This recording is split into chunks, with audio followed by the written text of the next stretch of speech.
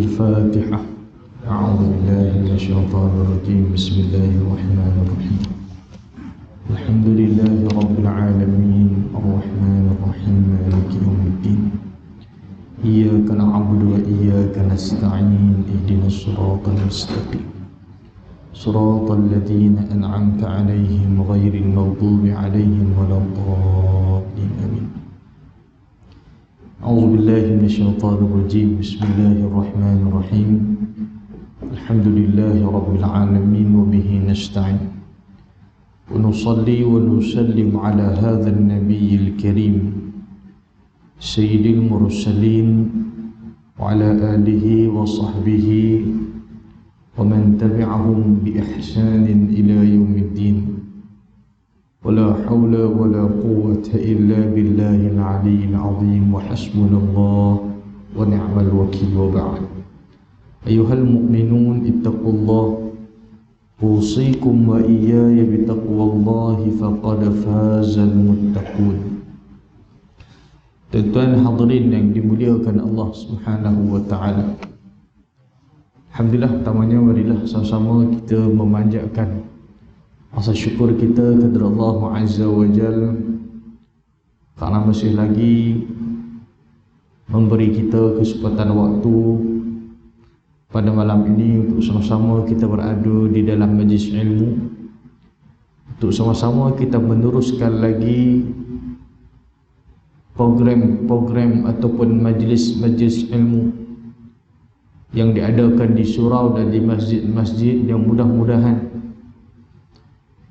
dengan berterusan usaha kita di dalam menghadirkan diri dalam majlis ilmu ini, termasuk di kalangan hamba-hambanya yang bersegera di dalam melakukan amal kebaikan dan tidak menangguh-nangguhkan kebaikan tersebut.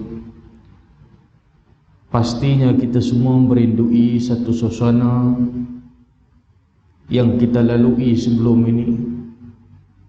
Tiba-tiba dengan takdir Allah Subhanahu wa taala, bila datangnya ujian musibah kepada kita, COVID-19 ini, tuan-tuan sekalian, merupakan satu ujian musibah yang sangat besar. Dan alhamdulillah pun begitu, Allah Subhanahu wa taala menjadikan setiap sesuatu itu di sana adanya hikmah yang manusia tidak mengetahui di sebalik apa yang terjadi, yang telah Allah Taala takdirkan. Sebagai mukaddimah pada malam ini, saya nak mengajak terutama diri saya dan tuan-tuan semua untuk kita sama-sama muhasabah di sebalik musibah, ujian yang menimpa kita semua. Jadi salah satu doa yang diajarkan oleh Nabi kita sallallahu alaihi wasallam, doa yang kita semua baca, imam baca dan kita pun baca. Hadis yang diriwayatkan oleh Imam Abu Dawud.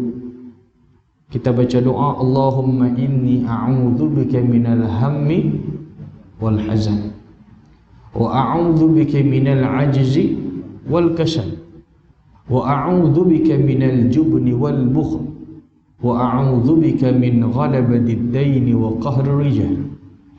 Kita minta perlindungan daripada Allah Subhanahu wa taala. Pertama sekali minta berlindung daripada apa? Minal hammi, daripada perasaan rasa keluh kesah gelisah dalam diri kita, wal hazan, dan juga duka cita ataupun sedih.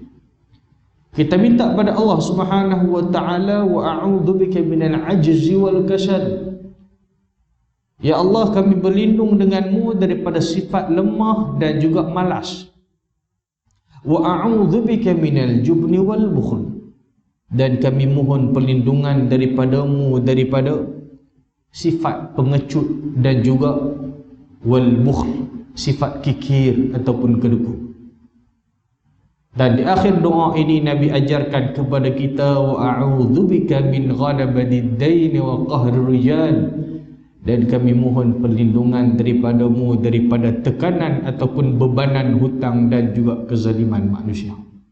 Tuan-tuan sekalian, dalam kehidupan ini setiap kita pasti akan diuji oleh Allah Ta'ala, kerana ujian ini adalah satu lumrah kehidupan. Dia datang dalam pelbagai bentuk. Ujian ini kadang-kadang datang dalam bentuk kita kehilangan harta benda, kita kehilangan orang yang kita sayang, berlakunya kematian, terjadinya Allahumma shalli alaihi wasallam kemusnahan, kemalangan, kesakitan, kesengsaraan dalam hidup, bahkan perasaan tidak tenang dalam jiwa itu juga merupakan satu ujian daripada Allah Subhanahu wa taala. Kita baca surah Al-Mulk ayat 2, Allah Taala sebut allazi khalaqal mauta wal hayata liyabluwakum ayyukum ahsanu amala. Allah Ta'ala yang menjadikan, yang menciptakan al-maut, mati, dan juga wal-hayah, dan juga hidup. Tujuan apa? Liyabluwakum ayyukum ahsanu amala, untuk menguji kamu, siapakah di kalangan kamu yang paling elok, yang paling baik, yang paling kualiti amalannya di sisi Allah Subhanahu wa Ta'ala. Maka bila kita lihat di sudut yang lain, banyak hikmah yang Allah Ta'ala jadikan setiap sesuatu itu. Bila mana kita mengetahui bahawa bila Allah Ta'ala sayang pada satu hamba, Allah Ta'ala akan uji dia. Nabi sebut dalam hadis, may yuridillahu bihi khairan yusibhu, siapa-siapa yang Allah Ta'ala kasih, Allah Ta'ala sayang pada dia, Allah Ta'ala uji dia. Ujian itu tanda Tuhan sayang kita. Tuhan nak kita baiki diri, Tuhan nak kita jadi orang yang baik. Ada satu benda yang Allah Ta'ala nak bagi pada kita, mungkin kita tak tahu apa yang Tuhan nak bagi di sebalik ujian, musibah tersebut. Tuan-tuan, subhanallah, banyak sangat hikmah dan pengajaran yang boleh kita ambil di sebalik musibah ini. Tuan-tuan, mungkin di kalangan kita sebelum ni jauh daripada Allah Ta'ala, tak sembahyang, tak datang masjid, tak tutup aurat, banyak benda-benda perkara dosa maksiat yang dia buat. Tiba-tiba bila berlakunya musibah ini, Allah Ta'ala tarik manusia untuk kembali pada dia. Yang tak pernah sembahyang, tiba-tiba rajin sembahyang. Datang masjid surah. Yang tak pernah jadi imam, Ramadan baru ni terpaksa jadi imam. Anak terkejut, pak dia jadi imam. Dia tak pernah tengok pak dia jadi imam. Dia kata ini antara tanda-tanda kecil kiamat, dia kata. Sebab pak dia tak pernah jadi imam, tiba-tiba malam tu Quran paling besar duduk kat depan. Sebab apa? Nak kena jadi imam. Sebab pak ni ketua keluarga, tak ada orang lain. Duduk tengok aku, tak ada orang lain, aku yang kena. Nak ceritanya gitu. Belajar jadi imam sebagai ketua keluarga. Sembahyang kita ada masa banyak dengan keluarga kita. Alhamdulillah, banyak hikmah-hikmah yang boleh kita dapat di sebalik ujian ini. Tuan-tuan yang dimuliakan Allah Subhanahu wa Ta'ala. Sebab itu bila kita lihat ujian ini, jangan kita pandang hanya sekadar ujian, tapi kita lihat ujian ini Allah Ta'ala sedang uji kita. Di sebalik ujian itu Allah Ta'ala nak didik kita, Allah Ta'ala nak tarik kita supaya makin dekat diri pada Allah.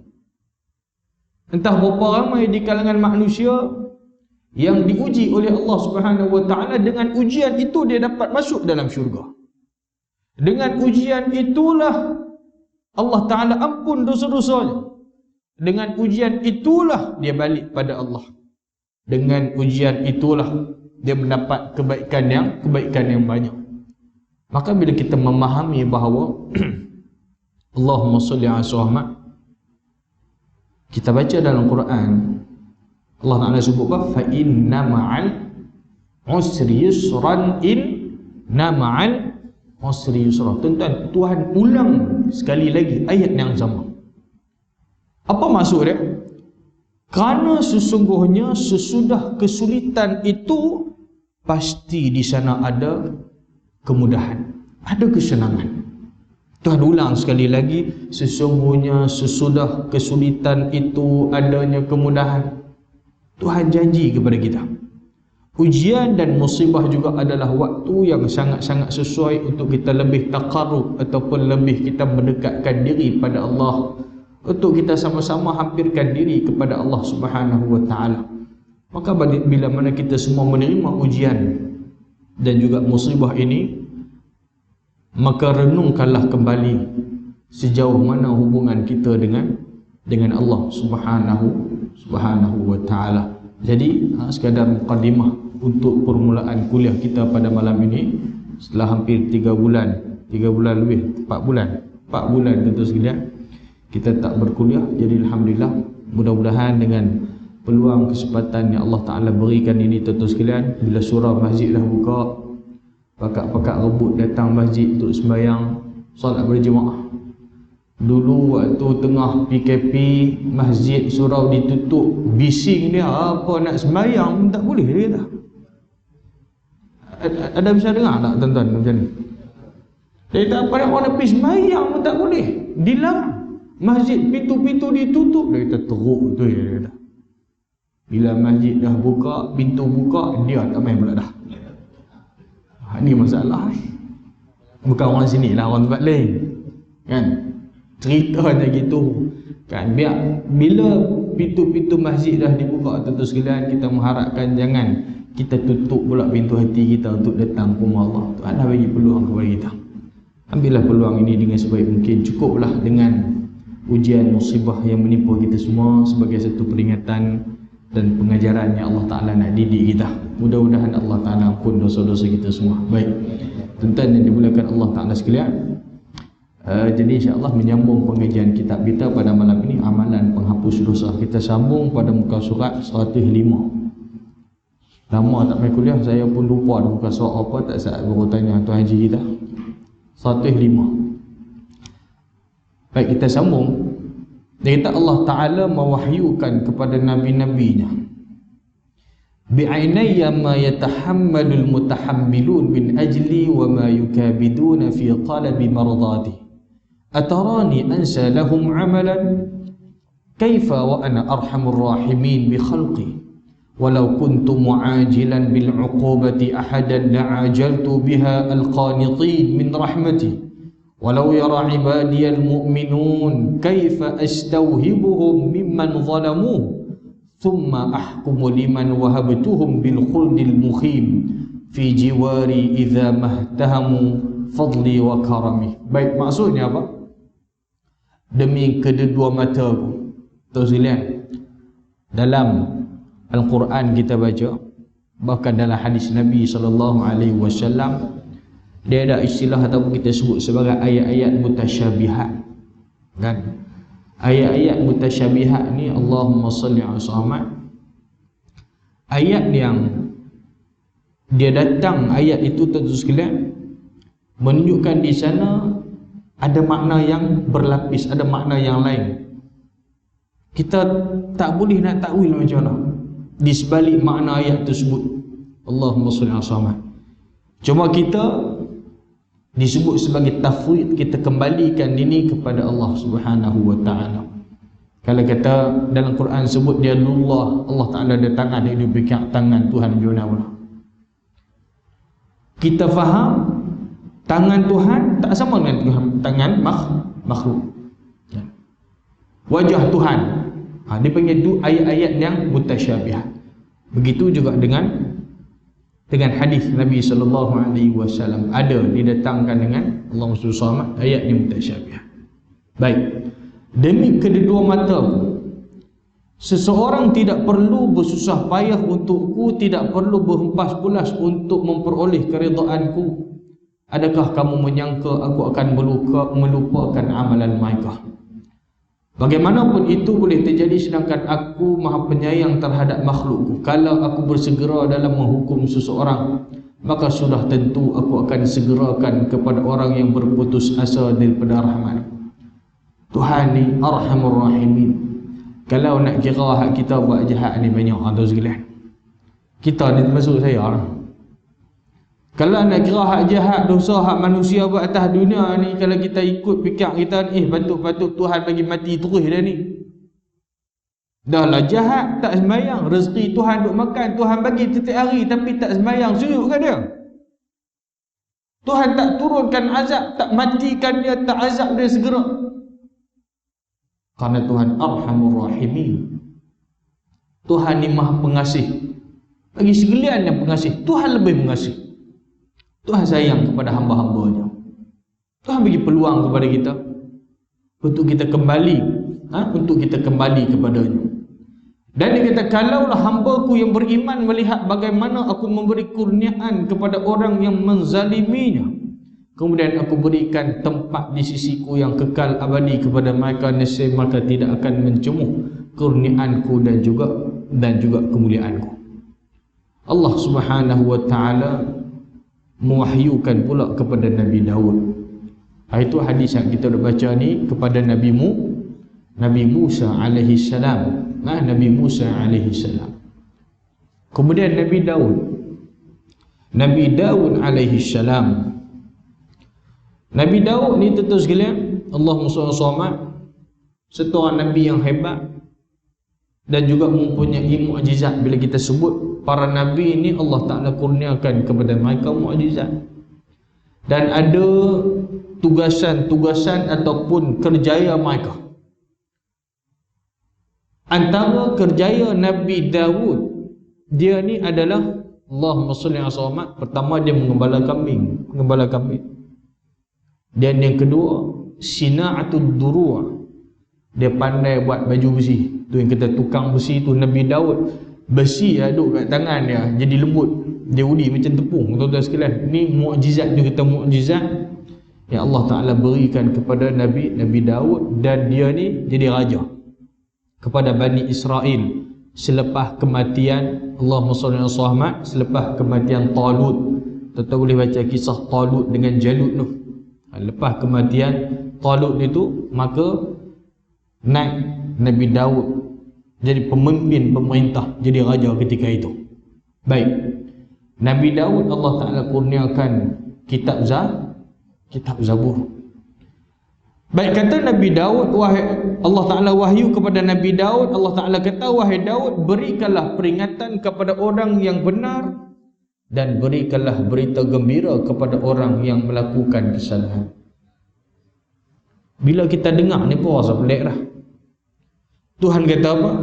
Tuhan kata, hai Daud, beri peringatan kepada orang yang benar dan berikanlah kabar, berita gembira kepada orang yang melakukan kesalahan. Betul-betul nak buat salah ni, nak cerita berita gembira apa? Abang dia neraka, cerita neraka ya.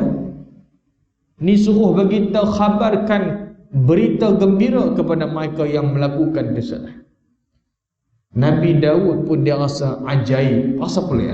Bila dia rasa pelik dengan ukapan itu, lalu dia pun berkata, Tuhanku, bagaimana aku menyampaikan berita gembira kepada orang yang melakukan kesalahan dan memberi amaran kepada orang-orang yang benar? Nabi Daud tanya Tuhan. Maka ketika itu Allah Subhanahu wa taala berfirman, katakanlah kepada para siddiqin, orang-orang yang benar, janganlah kalian ujub. Janganlah kalian ujub, dan katakanlah kepada orang yang melakukan dosa, itu kabar berita gembira tadi apa? Kabarkanlah, bagi tahu kepada orang yang melakukan dosa itu, jangan berputus asa daripada rahmat Allah Subhanahu wa taala. Ini yang tajuk yang kita bincangkan pada malam ini, nak cerita bagaimana rahmat Tuhan kepada hamba-hambanya. Bagi tahu kepada orang yang buat salah silap itu, jangan berputus asa daripada rahmat Allah. Yang buat baik pula, jangan duk rasa ujub. Tuan-tuan, ujub ni sangat bahaya. Dia riak lain, ujub lain, dia tak sama. Ujub ini tuan-tuan sekalian, Allahumma salli ala sayyidina Muhammad, seperti mana yang disebut oleh Abdullah bin Mubarak. Abdullah bin Mubarak ketika ditanya tentang ujub, ataupun kita terjemah ujub ni maknanya bangga diri. Riak lain, bangga diri lain. Riak kita nak tunjuk kepada orang dan kita mengharapkan pujian orang kepada kita. Kita nak orang tengok kita, kita mengharapkan pujian itu mana riak, kita tunjuk pada orang. Ujub ni kita bangga dengan amalan yang kita buat. Ujub maknanya, kata Abdullah bin Mubarak, dia kata engkau melihat di dalam dirimu sesuatu yang tidak ada pada orang lain. Itu makna ujub.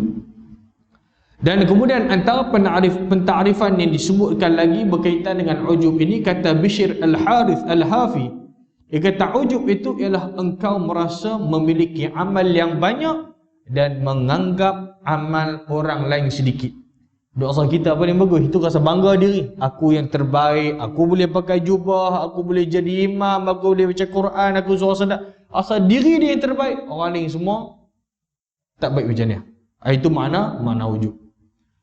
Kata Al-Imam Al-Ghazali rahimahullahu ta'ala, ujub artinya mengagungkan diri. Itu makna ujub, mengagungkan diri. Atau menganggap agung amal yang dilakukan. Misalnya, dikatakan, akulah yang paling soleh. Ni, pergi duduk depan, ambil mikrofon, tak tahu siapa suruh dia buat pengumuman, saya yang paling baik dia tak. Dia kata, saya lah yang paling soleh. Dalam surah ni, saya yang paling soleh, paling alim. Kita tengok lain macam. Terus kita. Itu makna ujub. Makna ujub. Dia rasa dia yang paling baik, dia rasa dia paling soleh, dan tidak ada orang yang boleh melebihi kesolehan dia. Jadi dia pandang orang dengan pandangan yang rendah. Dia rasa diri dia terbaik. Secara mudahnya untuk kita faham, menurut para ulama kita, ujub ialah satu orang. Dia beranggapan bahawa kemuliaan amal soleh itu disebabkan adanya sesuatu perkara ataupun sebab, bukan kerana Allah Subhanahu wa ta'ala. Maka Allahumma salli ala sayyidina Muhammad. Sifat ini sangat bahaya. Ujub pun tak boleh, riak pun tak boleh. Ini termasuk dalam sifat-sifat yang mazmumah, sifat-sifat yang dilarang. Maka sebab itulah bila Allah Ta'ala kata kepada Nabi Daud, katakanlah kepada para siddiqin, orang yang jujur yang benar ini, jangan kalian merasa ujub. Jangan ada sifat ujub dalam diri. Tuan nak buat apa buat, selagi mana benda tu betul, bertepatan dengan syariat, agama tak larang buat. Tuan nak kaya ke nak buat, tak ada masalah, tapi jangan duk ada sifat tadi. Jangan duk ujub, jangan duk riak, jangan duk rasa diri kita paling hebat, paling pemurah, paling baik. Jangan tunggu kaya saja. Kalau kita kaya pun tak boleh ada sifat tu, hak miskin pun sama juga. Akulah paling zuhud kali dia kata. Tak boleh ke? Dalam miskin dah, duk zuhud dah, tak ada apa. Pergi habang itu pula, habis, tak ada apa tu. Tuan-tuan sekalian. Hak kaya tu tak apalah, paling-paling kurang walaupun dosa, habuan dunia dia dapat. Hak ni dah tak ada harta benda apa. Duk pergi ada sifat macam tu pula. Tak mahu. Agama tak bagi. Baik, tuan-tuan yang dimudahkan Allah Ta'ala sekalian. Allah mewahyukan kepada Nabi Daud alaihi salam. Allah Ta'ala kata, wahai Daud, sesungguhnya daripada pemberianku kepada hambaku adalah aku menyembunyikan kemurkaanku daripada mereka. Kemurkaan Tuhan ni, Allah Ta'ala kata murka Tuhan ni Allah Ta'ala sendiri sembunyikan kepada hamba-hambanya. Jika aku tunjukkan kemurkaanku, nescaya mereka akan musnah. Kalau Tuhan tunjuk betul-betul yang kata kemurkaan Tuhan ni, habis musnah. Baik. Dan aku sembunyikan daripada mereka redaku, kerana jika aku tunjukkan kepada mereka, nescaya mereka akan masa aku. Tuhan redha dah, aku hak terbaik. Dia main dah sifat macam ni. Terus kena, subhanallah. Akan tetapi aku tinggalkan kepada mereka antara sifat yang disebut sebagai al-khawf wal-raja, iaitulah sifat takut dengan pengharapan.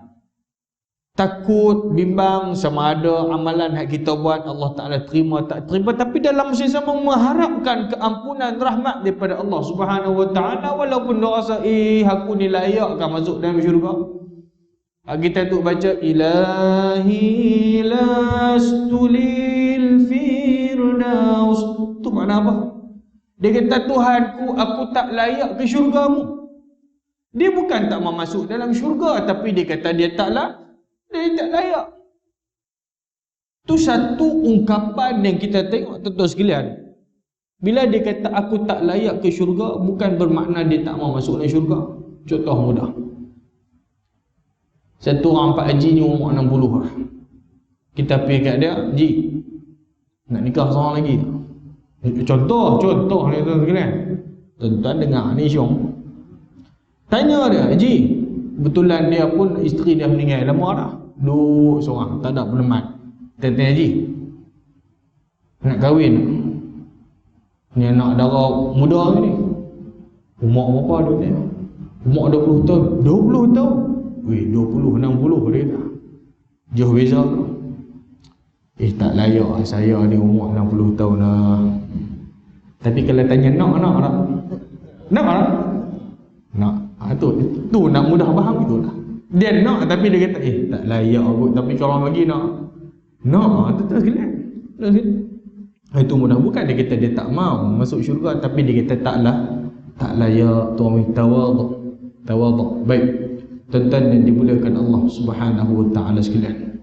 Baik, jadi ada perasaan rasa takut dengan pengharapan. Sesiapa yang takut padaku, aku akan amankannya, dan sesiapa yang mengharapkan kepadaku, aku akan berikan kurniaan kepadanya.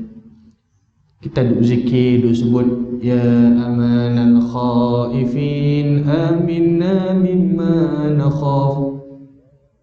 Tu zikir yang kita duk baca, kita duk sebut apa tu sekalian. Wahai Tuhan yang memberi ketenangan, keamanan kepada orang-orang yang takut bimbang. Aminna mimma nakhaf. Amankanlah, tenangkan, tenteramkanlah kami dari apa yang kami bimbang, daripada apa yang kami rasa takut tadi. Kita minta kepada Allah Subhanahu wa taala. Baik, kemudian dia kata Yahya bin Zakaria. Yahya bin Zakaria adalah anak kepada Nabi Zakaria. Kita sebut dah dulu tentu sekali kisah cerita Nabi Zakaria, Nabi Yahya bin Zakaria. Ayah dia Zakaria, anak dia nama Yahya. Kita insya-Allah ke apa? 45 kan? 8:45. Okey. 10 minit ya. Insya Allah kena berhenti kan? Insya Allah kena berhenti. Baik. Yahya bin Zakaria adalah anak kepada Nabi Zakaria. Nabi Zakaria ni kita sebut dulu, dia tak ada anak lama lah. Isteri dia mandul. Tapi nak cerita hebat para Nabi ni, bila sekali dia doa pada Tuhan, Allahu Akbar. Kata para Nabi hebat. Minta pada Allah. Wa Zakaria idh nada rabbahu la tadharni fardan wa anta khairul warithin. Cerita Nabi Zakaria ni Allah Ta'ala sebut dalam Al-Quran bila mana dia menyeru, nida, panggil Tuhan. Bila dia berdoa, Rabbi la tadharni fardan. Wahai Tuhanku, jangan engkau biarkan aku hidup bersendirian tanpa meninggalkan zuriat keturunan. La tazarni fardan wa anta khairul warisin, sedangkan engkau sebaik-baik yang mewarisi. Lepas saja dia berdoa tadi, fastajabna lahu, kami perkenankan, makbulkan permintaan doa Nabi Zakaria. Wa wahabna lahu Yahya, dan kami kurniakan Yahya. Wa aslahna lahu zawjah, dan kami perelokkan isterinya yang sebelum ni tak dapat mengandung, boleh beranak. Nak ceritanya hebatnya doa ni tu, itu kekuatan doa. Ayat tulis depan tu kan, ya ayyuhallazina amanu ista'inu bisabri wassalah. Salah di sini dengan makna yang lain, pengertian yang lain, iaitu doa. Jadikanlah bisabri wassalah, minta pertolongan dengan sabar dan juga sembahyang. Antara makna sembahyang itu sendiri, as-salah ia doa, sembahyang itu sendiri adalah doa. Kerana manusia yang paling baik atas muka bumi ni siapa? Para nabi, para rasul. Mereka pun berdoa pada Allah. Tuan-tuan, kalau para nabi, para rasul, mereka sebaik-baik manusia atas bumi ni, kita lagi-lagilah kena minta doa kepada Allah Subhanahu wa taala. Bila mana Yahya bin Zakaria dia bertemu dengan Isa bin Maryam. Ini juga Nabi satu-satu nama yang dibinkan dengan nama satu ni lah. Isa bin Maryam. Maryam tu mak, kan? Sepatut kena bin ayah, kan? Satu-satu nama yang dibin kepada mak Isa bin Maryam. Baik. Selawat dan salam ke atas mereka. Baginda akan bermasam muka, manakala Isa pula setiap kali bertemu Yahya akan tersenyum. Ini dia boleh cerita lah. Manakala dia kata Isa pula setiap kali bertemu Yahya akan apa? Akan senyum. Isa berkata kepada Yahya, kamu bertemu denganku dalam keadaan bermasam muka, seolah-olah kamu sedang berputus asa. Tengok berjumpa tadi dalam keadaan bermuka tadi masam. Tengok tu dapat tahu dah macam ada masalah ataupun dia ni berputus asa. Maka Yahya berkata kepada Isa, kamu bertemu denganku dalam keadaan tersenyum, seolah-olah kamu merasa selamat. Maka Allah Ta'ala mewahyukan kepada mereka berdua bahawa mereka lah yang paling kasih kepadaku dan paling bersangka baik terhadapku.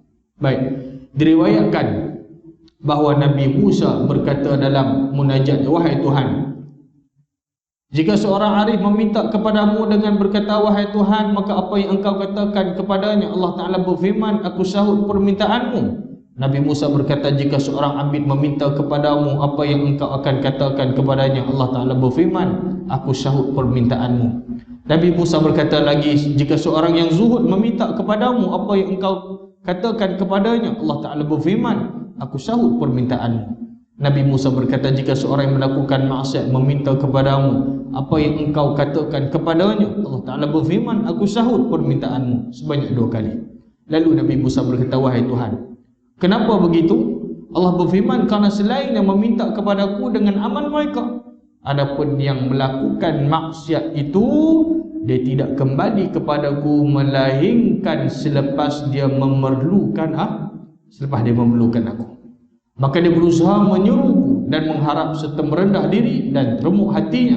Sesungguhnya aku bersama hamba-hambaku yang remuk hatinya. Baik, diriwayatkan bahawa selepas Nabi Musa mengkuburkan Nabi Harun, Nabi Musa dan Nabi Harun ni saudara, adik-beradik. Nabi Musa ni adik, Nabi Harun adalah abang, adik-beradik. Nabi Allahumma salli ala Muhammad, Nabi Harun lebih tua 3 tahun berbanding dengan Nabi Musa. Daripada dia adik-beradik. Baik. Jadi diceritakan selepas Nabi Musa mengkuburkan Nabi Harun, baginda teringat saat perpisahan dan suasana kegelapan kubur. Baginda merasa kerinduan, lalu dia pun menangis. Bila dia menangis, Allah Ta'ala mewahyukan kepadanya. Allah Ta'ala kata, wahai Musa, kalau boleh aku izinkan untuk ahli kubur menceritakan kepadamu belah kasihanku terhadap mereka. Sudah, tentu aku akan ceritakan. Wahai Musa, aku tidak lupakan mereka ketika mereka hidup di atas muka bumi dengan memberi rezeki.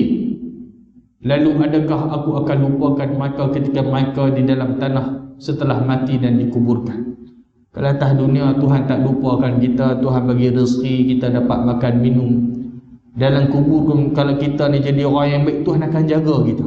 Kita akan diselamatkan sekalipun kita berada di dalam kubur.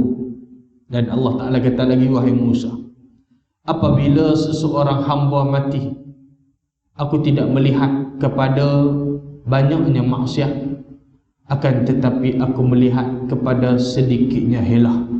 Lalu Musa berkata, wahai Tuhan, oleh sebab itu engkau dinamakan sebagai Arhamur Rahimin. Apa makna Arhamur Rahimin?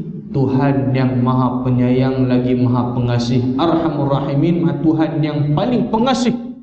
Arham ni makna paling pengasih. Arhamur Rahimin bagi sekalian yang pengasih, Tuhan yang paling pengasih. Itu makna Arhamur Rahimin. Sebab itu antara adab dalam doa, tuan-tuan sekalian, bila kita berdoa minta kepada Allah Subhanahu wa taala, kita puji Tuhan. Kita mula doa kita dengan kita sebut alhamdulillahirabbil alamin. Ucapan kita dalam sembahyang, dalam al-Fatihah, kita mula dengan memuji Tuhan, alhamdulillahirabbil alamin. Bahkan dalam doa ini antara seni dalam kita berdoa, bila kita minta pada Allah, kita puji dia.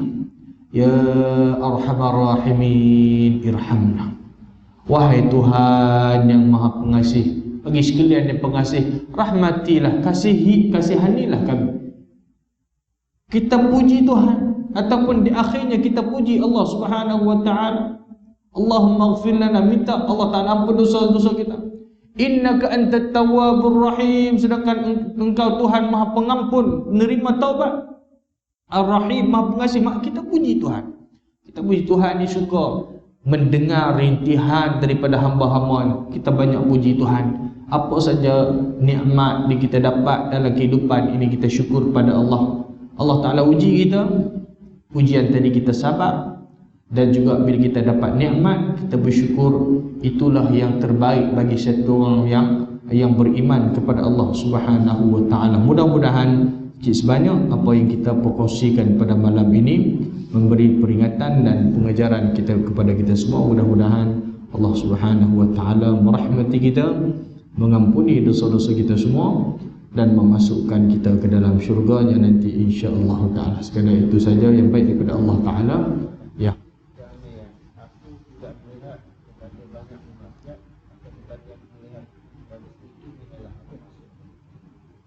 Sedikitnya hilang.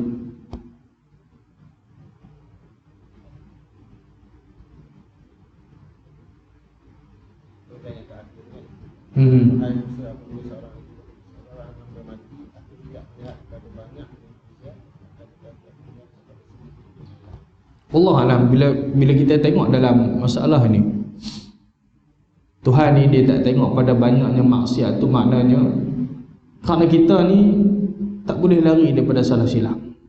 Tak boleh lari daripada salah silap. Pun begitu, agama ajarkan kepada kita supaya kita sentiasa rasa nak kembali pada Allah dengan kita bertaubat, walaupun kadang-kadang selang 2-3 hari buat balik. Jadi kita rasa macam lemah, tapi kita tahu Tuhan ni ada, Tuhan Maha Pengampun. Kita usaha lagi. Tapi jangan kita buat lagi rasa macam tak apalah, lepas ni taubat pula, tapi taubat kita tu jadi main-main. Sebab tu kalau taubat tu mesti memenuhi syarat-syarat taubat. Jadi bila kata helah tadi, Allahumma shalli alaihi wasallam, maknanya Tuhan bila bagi peluang kepada kita, walaupun kita buat maksiat, dosa banyak, Tuhan bagi peluang lagi. Kita pun Allahu Akbar fikirkan balik, Allahumma shalli alaihi wasallam, bila banyaknya dosa, banyaknya maksiat ni kita buat, kita tahu ada Tuhan yang Maha Pengampun. Cuma bila kita nak berubah, nak kembali pada Allah, berubah sungguh-sungguh. Pun begitu kadang-kadang iman kita lemah, selang 2-3 hari jumpa kawan lama balik, dia mula pisat dadah balik contoh, dia jumpa jadi jahat balik. Tentu sekalian, pun begitu tu kena ada sifat yang kita sebut tadi, ada sebut kena ada sifat khauf wa raja, kena sifat takut dan dalam masa yang pengharapan kita pada Allah Subhanahu wa ta'ala. Moga-moga Allah Subhanahu wa ta'ala mengampuni dosa-dosa kita semua. Wallahu ta'ala alam. Aqulu qawli hadha wa astaghfirullahal azim li wa lakum. Assalamualaikum warahmatullahi wabarakatuh.